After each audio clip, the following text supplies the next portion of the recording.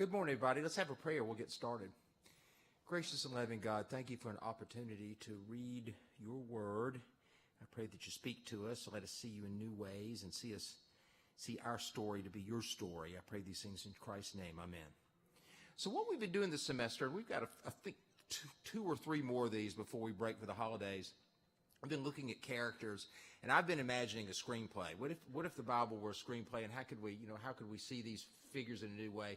This one I think will be fun, because today is not a person, but rather a very important player in the Gospels, and that is the lake. And I want to talk about the lake today, and I hope you'll enjoy this. And if you really like it, you can share it with somebody as you see the video. But we're going to do a little geography, and then we're also going to look at Scripture. So y'all turn with me to Mark chapter 4, and beginning with the 35th verse. It's on page 816 if you got a Bible. So that's Mark 4:35. But let's talk about the lake for a minute. And it is a lake. The Sea of Galilee is called the Sea of Galilee because there's no word for lake in ancient Hebrew. That in a world with very little water, and y'all heard me talk about this in podcast and classes before, the absence of water is absolutely key in the stories. Think of the story that we had this morning involves a drought at the time of King Ahab. I mean, they're always thinking about water. The festival in the fall called Sukkot, they would have three. They'd have Passover and Pentecost. All of them were harvest festivals. The one in the fall involved water. The priest would draw water from the pool of Siloam, which is an artificial pool, which, again, water would greet you when you came to the city for the pilgrimage because it was fun, and then you would have a ritual bath because it's fun to get wet in a world with very little water. They would draw water from the pool of Siloam, and then they would pour it onto the, I think that's a little hot, Henry. Thank you. They'll pour it onto the altar, and they would call it living water. So when Jesus calls himself living water in John's gospel, he's actually riffing off of the prayers that they already said. And also the prophet Zechariah would say that at the end of time when the Messiah would come and save them, that there would be rivers of living water everywhere. So again, water is a big part of the story, and the lake is a big part of the story. The original design of the temple, not the one that we remember from Jesus' day, but the one that was actually torn down by the Babylonians, there were two basins outside of water, outside the door, and these two were called seas. So they call the Sea of Galilee a sea, but it's really a freshwater lake. And it's not a very big one. It's 11 miles long, so you're looking at a Google Earth image that we might use for just a second and learn some things. It's 7 miles wide. You can always see to the other side. So north, south, east, west, you're looking at the Sea of Galilee. Looks kind of like an apple, perhaps, of that shape. And then over half of the Bible, or over half of the Gospels, I should say, over half of the stories about Jesus take place in a 10-mile arc on the northwest shore of the lake. So I don't have a pointer with me. I can't find it. But the northwest corner, just the top left, if you will, that corner. Can you see the Jordan River coming down into it from the map there? That little snaky, veiny looking thing. Okay, that's the mighty Jordan River of song and story. They actually have whitewater rafting right there, and it's the lamest thing you've ever seen in your life. Little Orthodox kids with little white legs hanging off of these little inner tubes, and they're just more like a lazy river. I mean, it's pretty bad. I mean, Edon even said, "I'm not going to insult you by taking you on that excursion." But that's the Jordan River coming down. It's just a rivulet, really, and then it flows through the Sea of Galilee. So everything to the left of the Jordan River to about where it sort of angles down. There you go. That's the land of the Gospels. Magdala to the west, Bethsaida on the other side of the Jordan River to the east. It's fascinating, by the way, they recently, and very recently, meaning during COVID recently, found biblical Bethsaida. If you have been in the past, you haven't seen this. What you saw was something north of this current site, which would be older than Jesus or younger than Jesus. They had something from the 2nd century, and then they had something from the century before Christ, but they didn't have anything dating to the 1st century until the COVID break. And they found something really cool. They found a Roman church, which is kind of the way you find things. Late Romans built churches on biblical sites, but this one is skewed. It doesn't have an east-west axis like our own St. Luke sits on an east-west axis. It sits a little catty-cornered, and the reason for this is because the high altar is over a 1st century wall, which now archaeologists believe was the childhood home of St. Peter. So it will be very exciting when the world rights itself again, and pilgrims can return, and I can take y'all there to show you perhaps where Peter grew up, which I think would be of great interest to Christian pilgrims. But that's all the exciting stuff that's happening right now. Other things you need to know about the lake. The lake is the lowest freshwater lake on Earth, so it's 800 feet below sea level. That's low. It's part of the Jordan Rift Valley, which is also part of the Great Rift Valley, which starts in Ethiopia and goes to Damascus, which simply means that the two tectonic plates of Asia and Africa meet. Now, another thing that the Bible won't tell you, which I think is really cool about the lake, is this is an African lake. So these are African fish. The fish that Peter and his friends caught were an African tilapia, which is an algae-eating fish, which means they have to be caught with nets. So that's the fishing: cast nets and drag nets in a boat and cast nets from the shore. It's only way to catch them, guys. And so this is what they ate and what they caught. And the reason why the Bible happens on the northwest shore of the lake is because that's where the fish are.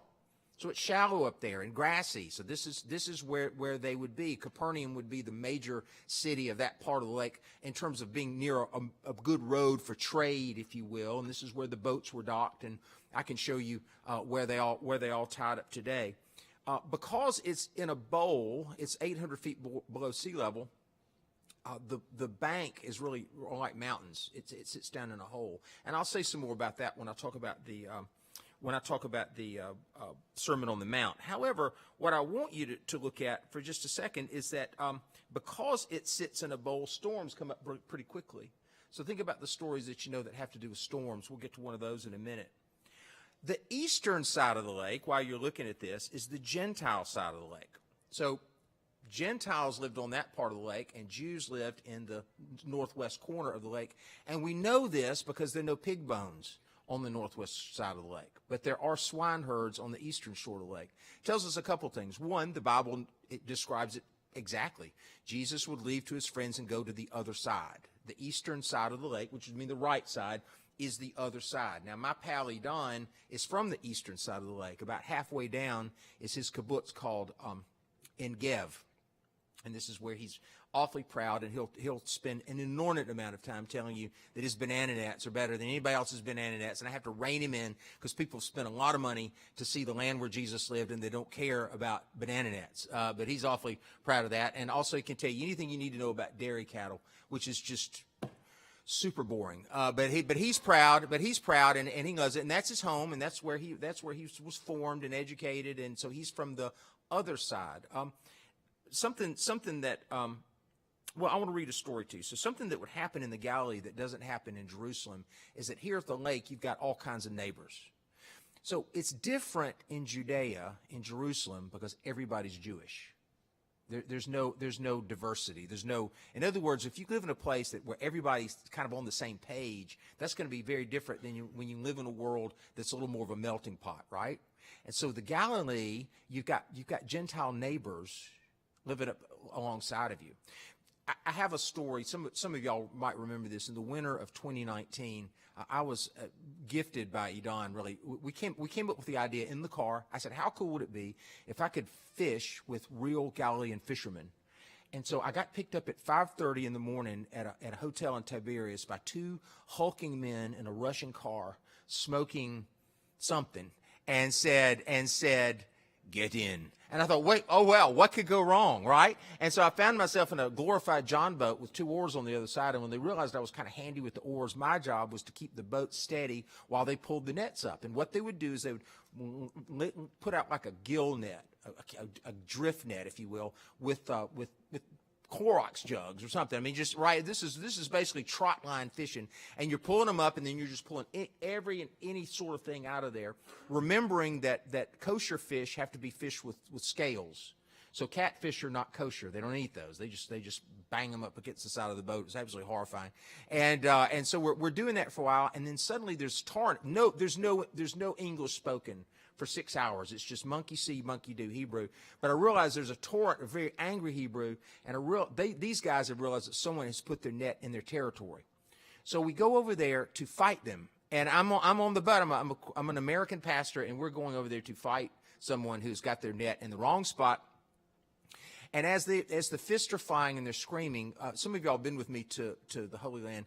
a Jesus boat, which is a boat for Christians to ride by and have a devotion with their pastor, was having like a sunrise devotional, and they're riding by us. I'm not fighting, but I'm holding the boat so he could fight him. He's like, and he's just yelling. And I just thought, wouldn't it be cool if I could somehow communicate to my Christian friends that I'm doing like the coolest thing on planet Earth right now? I mean, it was amazing. Well, it got me thinking. These are the people that Jesus called. These are the people of the lake. These are the people. These are rough-hewn characters who had to not only fish but fight for a living. And as Don pointed out, of course, we got back. There's no cell service out there, so I'm like off the grid for most of the day. And Don is horrified. He thinks he's killed me. And I've never been hugged so longingly by another man when I got off there, because Don realized he would have been in a lot of trouble had I gotten killed on the lake. But I came off. I said, Don, I said, this is the greatest lesson of all. Peter, James, and John, Peter, Andrew, James, John, all these fishermen, these fisher folk that Jesus calls as disciples, these were rough guys. They didn't just have to fish, they had to fight too. And he said, can you imagine this? Imagine when you're fishing out there and some of you are Jewish and some of you are Gentile. So the fists were really flying out there. So remember, the first disciples were not seminary track people. Okay, these were rough people who made a rough living. And everybody living in the first century, when you would hear this story that Jesus goes to men who are mending their nets and says, "Follow me," they're like, "Dang, the rabbi is calling some really rough guys." These aren't the ones that they had in those days. I've been taught universal literacy. Of all the ancient peoples, all the Hebrews could read, no matter your education or I should say, no matter your monetary status. You could read, because you've got to be able to read to worship. And so they had children's chapel, well, just like we have children's chapel here, where they would teach children the stories. I'll show you a picture in just a minute of where we believe a children's chapel happened in a synagogue. And so some of the bright ones would sort of get lifted up and become scribes and Pharisees, and we kind of move on out of the Galilee, maybe go down to Jerusalem and get a little higher education. That ain't Peter, James, and Andrew. Okay, these guys were left behind. So isn't that a neat story that we can think about our own discipleship? Christ can call anyone, including people from the lake, and perhaps especially people from the lake. Now, because they live up next to Gentile people, different things happen in Galilee than happen in Jerusalem, like exorcism. So the very first sort of divine encounter happens in Mark chapter 1, beginning with the 21st verse. I jumped ahead. I want y'all to turn back a few pages. Page 812. They came to Capernaum, and when the Sabbath came, he entered the synagogue and taught. And they were astounded at his teaching, for he taught them as one having authority and not as the scribes. I'll take just a second here. Okay, so the Galilee is local, it's provincial, it's little, it's country, it's so country. And everybody knows everybody. And in the synagogue, what they do is they would use local talent to preach. Now, any of y'all who might be from rural places, or if you have a hunting camp somewhere, or maybe you're on your way to the lake and you see like a little country church with a little cemetery by there, they're probably not going to have Billy Graham preaching over there. Okay, it's just the preaching ain't going to be real good, because it's going to be a farmer and it's going to be somebody whose family built the church, and so they're going to use local talent. Same thing happened in Capernaum. Can you imagine when Jesus arrived in the Galilee, and no one's ever heard anything like this before? Let's just say that in Capernaum they hadn't had any good preaching, and so suddenly he's like wowing the crowds. It's a famous story from my own seminary of a guy from Alabama who actually did a seminary internship. We lived with the seminaries in suburban Washington, so we all worked in Washington churches, and he was working in a church in Northwest D.C., where then Vice President George H.W. Bush worshiped with Barbara faithfully every Sunday. And so he knew there would be a risk when you have to preach your seminarian sermon that they might be out there. I mean, you just have to just get over yourself. And that comes with the fun of living in Washington, right? You see people all over the world. And so it's his time to preach, and he sees the Secret Service out front, and he says, well, crap, they're here. That's great. And so the rector comes out, and he's got this big grin on his face, and he goes, I know, Vice President Bush and his wife are out there. And he goes, no, he's got Billy Graham with him. And right, the kid's a seminarian. I love that story. Well, you can imagine Jesus just like blasting Capernaum. I mean, it's like, whoa, we've never heard anything like this guy. And then we'll keep reading. And just then there was in their synagogue a man with an unclean spirit. And he cried out, "What have you to do with us, Jesus of Nazareth? Have you come to destroy us? I know who you are, the Holy One of God." But Jesus rebuked him, saying, "Be silent, come out of him." And the unclean spirit, convulsing him and crying with a loud voice, came out of him. They were all amazed, and they kept on asking one another, "What is this, a new teaching with authority? He commands even the unclean spirits, and they obey him." And at once his fame began to spread throughout the surrounding region of Galilee. Well, you can bet his fame spread throughout the Galilee. And remember, it's just 10 miles, so it's a little place. I mean, by morning the next day, everybody's talking about what happened in the synagogue, and this is why he's going to have to feed 5,000 people on the side of the lake with just a few morsels of bread and fish, right? Because the crowds are going to follow him everywhere. Now, a point I'm trying to make here, as we're thinking about the lake as a player in our movie screenplay, is that this doesn't happen in Jerusalem. It doesn't happen. So they live next to their Gentile neighbors, and if you've been living there for centuries next to people who don't think like you, or people who have perhaps a way of seeing the world, they're going to rub up against each other. And it was common in the Galilee to ascribe all manner of illnesses and maladies and epilepsies and schizophrenia and PTSD and anything else that you might want to ascribe to the human condition to demonic possession. It's the way they talked. It's the way they understood each other, and it's the way I like to say is another example of biblical particularity. Now that's a teaching that I hope you will take to heart. And if you don't learn anything else from me, I want you to remember that if God did something once, God will do it again, and God will do it for me. But God's going to do it in my way. So I'll give you my easiest example, which is the flight from Egypt. So God's people are, enslaved for 400 years. They're stuck in Egypt. They can't get out of there. Moses comes, remember, with a stick that becomes a snake, and he turns the Nile into blood, and there's darkness and plagues and portents, and then the splitting of the Red Sea. Those things don't happen anywhere else in the Bible. They just happened in Egypt because the Egyptians lived in a world of magic. And so God encounters them in a way that they could understand that God is sovereign, if you will. So this happens in Egypt, but God acts in other ways. So God acts with demonic deliverance, if you will, in the Galilee, because that's the language that they spoke, and that's how they understood God at work. But Jesus doesn't do this in Jerusalem, because it ain't a thing down there. Am I making sense? So the Galilee's different. The lake is different. Another thing I'll say, now that I've mentioned he was probably famous by sunup, is that everybody knows everybody's business. So Ellie's Jerusalem Grill down 280, which some of y'all tried, and I forgot to tell you, Ellie's not friendly. He's Israeli, but it is good. It is good food if you like that kind of food, shawarma and schnitzel and couscous and that kind of stuff. But Ellie is from a kibbutz down at the bottom of the lake on the east shore called Shahar HaGolan. No. Shahar HaGolan. There you go. Gateway to the Golan. Shahar HaGolan. And so Edon is from the next kibbutz up. So Edon came to see us before the pandemic, and I took him down there to eat, and he could weigh in on Ellie's hummus.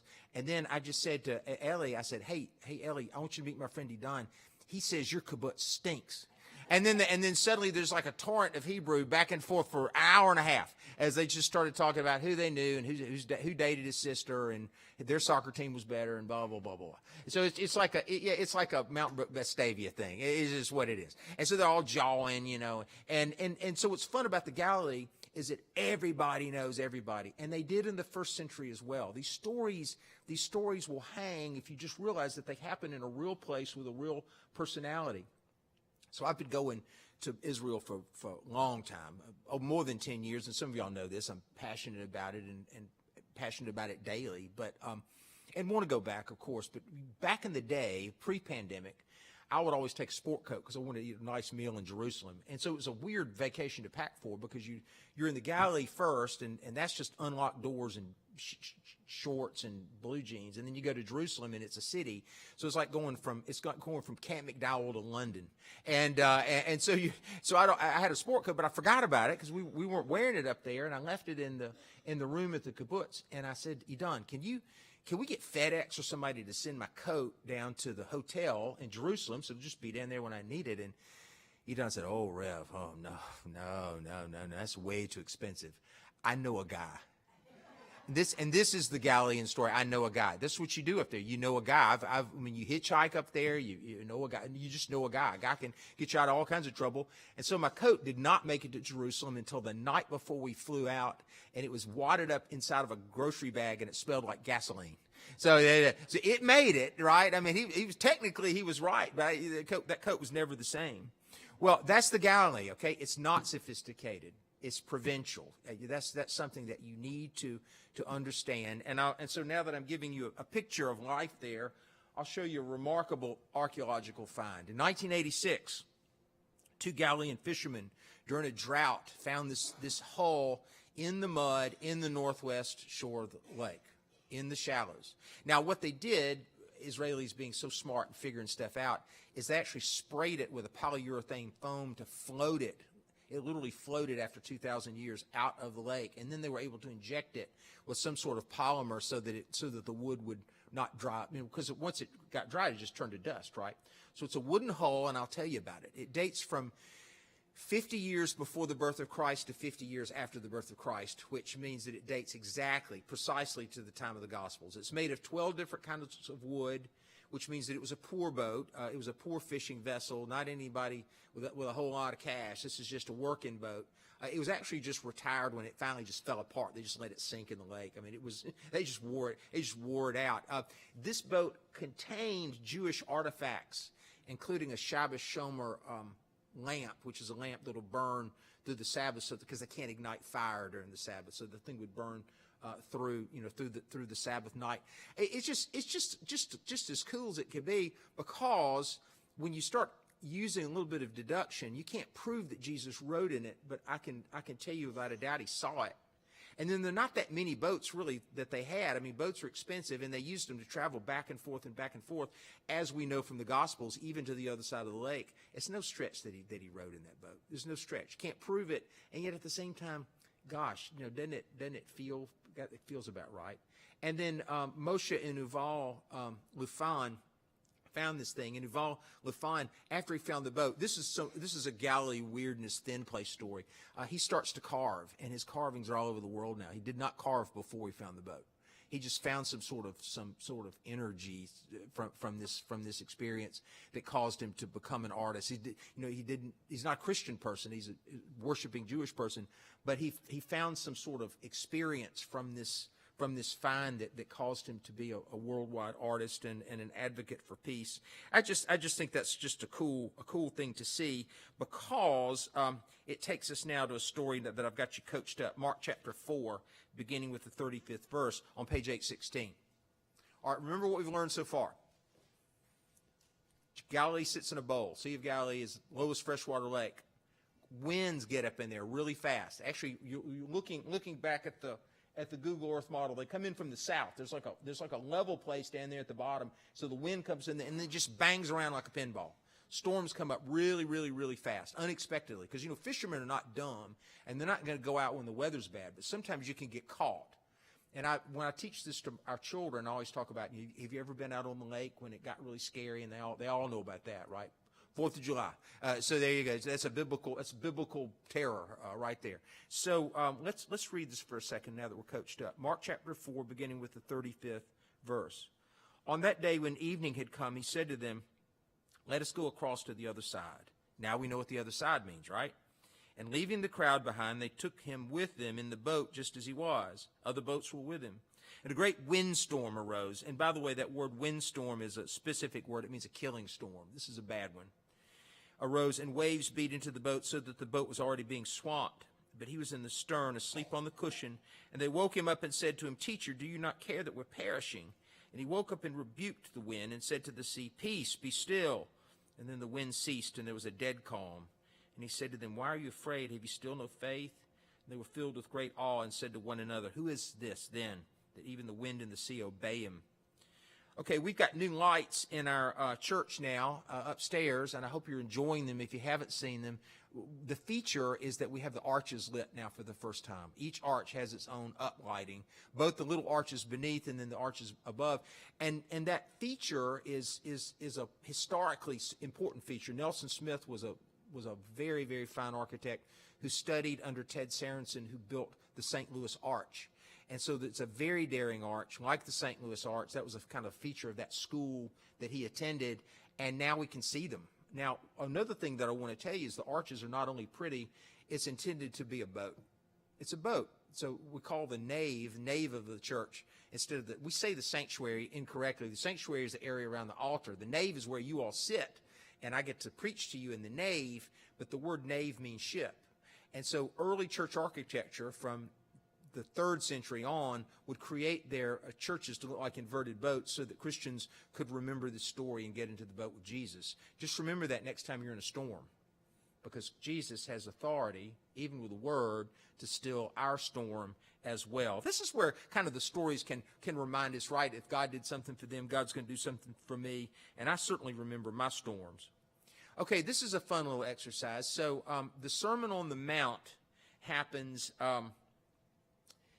The Sermon on the Mount happens on the northwest shore of the lake in the middle around Capernaum. So we're looking at the Jordan River coming down, and we're looking left before it angles down. That's we call the Holy Ark. And so right in the middle of there is a bank on the side of the lake. And so I want us to imagine this room is the Sea of Galilee just for a second. Give us a visual. So north-south, east-west, okay? And the Sermon on the Mount happens right there, right here. But it's not a mountain. It's the bank. Now, Luke's gospel remembers the Sermon on the Plain. Do y'all remember this? It's the same material. It collated a little differently, but Luke's gospel talks about the Sermon on the Level Place, and Matthew's gospel talks about the Sermon on the Mount. And so when I'm in seminary, my teacher said, well, there must have been 2 sermons. I mean, he preached all the time. There were just 2 times when people, and so he was on a level place somewhere, and then another place is on a mount. But except when you go there, you see, because of the Sea of Galilee's in a hole, it's level, down and right on a mountain. So I think it's the same sermon. I just think that Luke remembers it with a different eye than Matthew. That's really all that means. So even the land confirms what happens. But my favorite thing to point out, if we're using this as a visual is... he's preaching here, and the sun is traveling from east to west. And so you get these ambient shadows. It's really, really pretty and dramatic, these ambient shadows. And over where the exit sign is located, there's a city. And let's just pretend this wooden, the siding is the ridge of the mountain line. On the top above the exit sign right there is a city called Hippos, which is a great Greek trading city, which I'll talk about next week.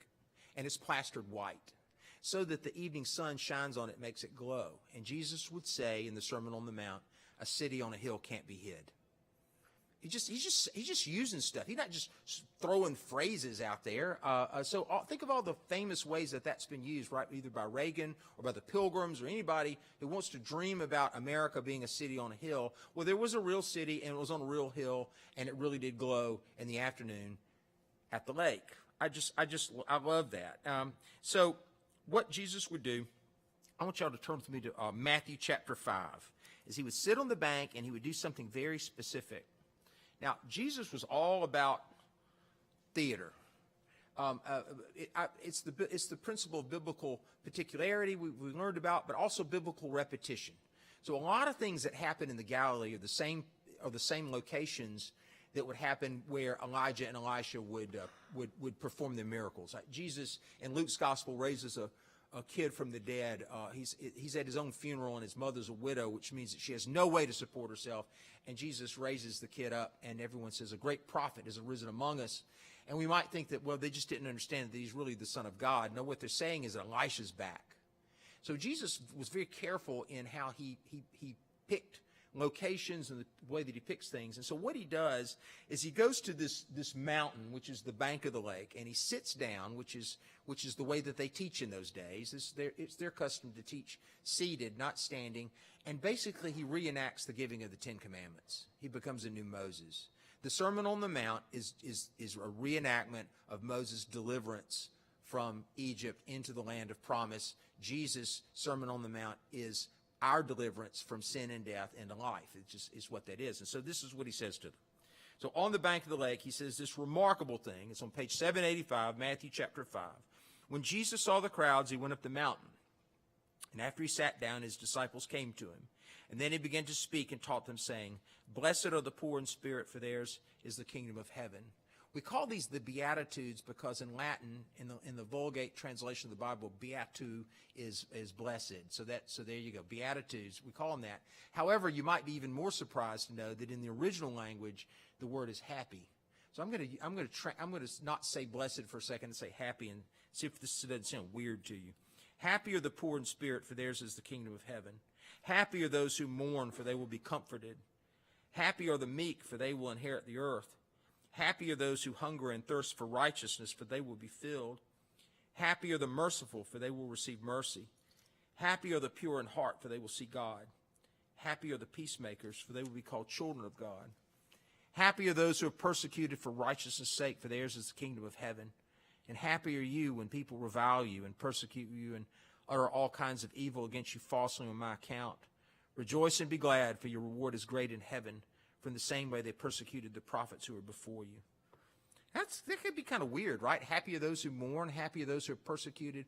But now, fortunately, I think we do have a clue to understanding in that Jesus wasn't speaking Greek on the side of the lake. He was speaking Aramaic. And there's a Hebrew Aramaic word called ashri, which we find in Psalm 1:1, which says, happy are those who walk in the ways of the Lord, or happy are those for whom the law of the Lord is in their heart. And that's probably the word that he's using. And what this means is a happiness that's not based on externals. Happy are those who are just lined up right with God, that no matter what happens, you can't rob my joy. That's right. Happy are those who wake up every day giving thanks for breath given them and heartbeat given them, and live out that gratitude. Happy are those who are satisfied and aren't climbing any longer or running any farther or longing for something that they can't have. Happy are those who are just alive and at peace inside. Well, what he does is the Beatitudes, these Beatitudes, they're 10, just like the 10 Commandments. The first 4 are attitudes, which is relationship with God. The last 6 are responses to how we respond to our neighbors. And so what Jesus does is he gives us, he becomes a new Moses, if you will. It's all a do-over again. Well, I'm gonna close with one more little fun little mystery of the Sea of Galilee, and then next week we'll go to the other side of the lake. Some of you know this well. You've either been there. I have an intimate relationship with this because I got to be one of the first lay people to see it. In 2009, a hotel was being constructed on the shore of the lake, and they found a synagogue. It's a beach hotel. Actually, for those of you who've been with me, pilgrims, I need to go ahead and give you, if you haven't been, go ahead and give you the heads up. Everybody's got to have a vacation somewhere, and there ain't a lot of water. So you're going to share the Sea of Galilee with people like on a jet ski, and or a parasail or a cheesy drinking boat. I mean, it is what it is. And Tiberias is a little like Israeli Panama City, maybe not even that nice. And it's the Miracle Strip, but it's just woof. And so everybody's. So while we're busy having a moment, having our devotions, you might hear. Yeah, somebody's skiing. Okay, so they're building a beach hotel, and they find this synagogue. And what's remarkable about this is no one's found one yet. The synagogue in Capernaum is covered up with a Roman building, so it was too valuable to chop up and to get to. Some of my Bible study friends know that story. But they didn't have a first century synagogue until 2009. So you're looking at a place where Jesus prayed. You're looking at a place where Jesus preached, perhaps. You're looking at a place. Now, what's remarkable about the synagogue in Magdala is that it's ordained with a lot of plaster, which is still there, a mosaic, which is still there. That's probably not a great picture for that, but I like it because they're always finding new stuff. In that recessed area at the bottom of the photograph is their children's chapel. So that's where they take the little ones and teach them how to read the stories. So what's cool is that every Wednesday afternoon, when I have Bible club with 3rd through 6th grade, when I'm teaching them the stories and how to find them, I feel like I'm doing something in line with what Jesus experienced and what the Hebrew people. Moses would always say, teach the children, teach the children, teach the children. I think we're doing that faithfully at St. Luke's. We're teaching the children. Anyway, it's remarkable. And then that little ottoman-looking thing in the middle, you got the column, and you got the thing with feet on it. It looks like a footstool, right, or a coffee table, perhaps. That's called the Magdala stone. A first-century Jewish pilgrim went to the temple, and he was so blown away by it that he made a replica. and put it in the middle. And it's groundbreaking. We didn't know that Hebrew people did something like that to beautify it. So it's gorgeous. It's important. It's historically important. It's important for Israelis. It's important for American Christians. And we thought that was just the living it until something happened in the winter of 2022, 2023. And I got to see it. So 500 yards away, they found another synagogue. It's across the road. It's across the road from the Magdala synagogue. How big is Magdala? We're not really sure how big it was. It couldn't be that big enough to support two churches, right? And so I talked to a professor from the University of Haifa. I want you to imagine now, this is 500 yards away. It's right across the road from Magdala. They've completed the hotel, by the way. The hotel is really lovely. It's big. It's owned by a Dominican order in the Catholic Church. They got a nice gift shop. You can see the synagogue when you're making your omelet. I mean, it's pretty high end. And they've got it. I'm kind of sad because it was much more romantic when it was just coming up out of the mud, right? And Jesus sat there. Now it's like, it's got lighting. Anyway, so but across the road, they're building a roundabout. This is how they found it. They're actually building a circular road, and they find this synagogue, and they're like, what to do? So I actually spoke with a professor, Mike Eisenberg, who was Edon's boss and teacher, and Mike said, well, I think there are two possibilities. Now, this is not a Christian person. This is an Israeli archaeology professor. He said, I think there are two possibilities. I said, one, I think this may be a poor person's synagogue. This is for the poor people of Magdala because it's less adorned. What you're looking at is the square where the elders would sit in the middle and discuss the Torah. Well, it got me thinking, if it's the one for the poor people, which one is Jesus going to hang out in? Right? We well could be looking at a place where Jesus taught and discussed and all that. And then Dr. Eisenberg said, but I've got another thought. He said, I'm wondering if this synagogue wasn't begun as a response to the teachings of the Galilean. Someone attended the Sermon on the Mount. Someone heard the Beatitudes. Someone, was there and was so inspired that they wanted to get away from the established, fancy, ornate synagogue, and they built their own, built one for themselves, which would make this the earliest spread of the gospel. This would be the earliest spread of the teachings of Jesus Christ. Isn't that cool? You know where it is right now? It's beneath the road, beneath the roundabout. They didn't have any money for it. There are 10,000 archaeological sites in Israel, and they can't uncover everything, so they tagged it so they can get to it. It won't be hurt under the road. It's actually more in danger out in the air.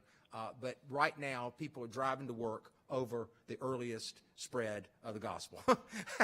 So there it is. That's the mystery of the Galilee, the hometown of Jesus. And I'll show you another kind of cool thing. I took this pic. It's kind of hard to see, but you see the rainbow coming out of there? So that was taken in February a few years ago. And I was riding with Edon. This is the highway going up the the western shore, rather, the bottom of the lake, the western side. And we're going up there, and I see this rainbow, and I just absolutely freak out. So we stop the car, jump out, take a picture of the rainbow, because it's just shooting out of a cloud in the middle, going up into the sky. It was amazing. The sea was kind of a weird green, and it was stunning. I ran inside of the hotel where we were staying, and I said to the lady working behind the counter, I said, "Did you see it? Did you see it?" She said, "What?" I said, "The rainbow. Did you see the rainbow?" She said, "Do you not have rainbows at home?" Meaning that in the wintertime, every day you get a rainbow. See, the Bible doesn't tell us this, right? But in the winter, Jesus got to see a rainbow every day. That makes me very, very, very happy. All right, I'm going to turn this off, see if y'all have any questions.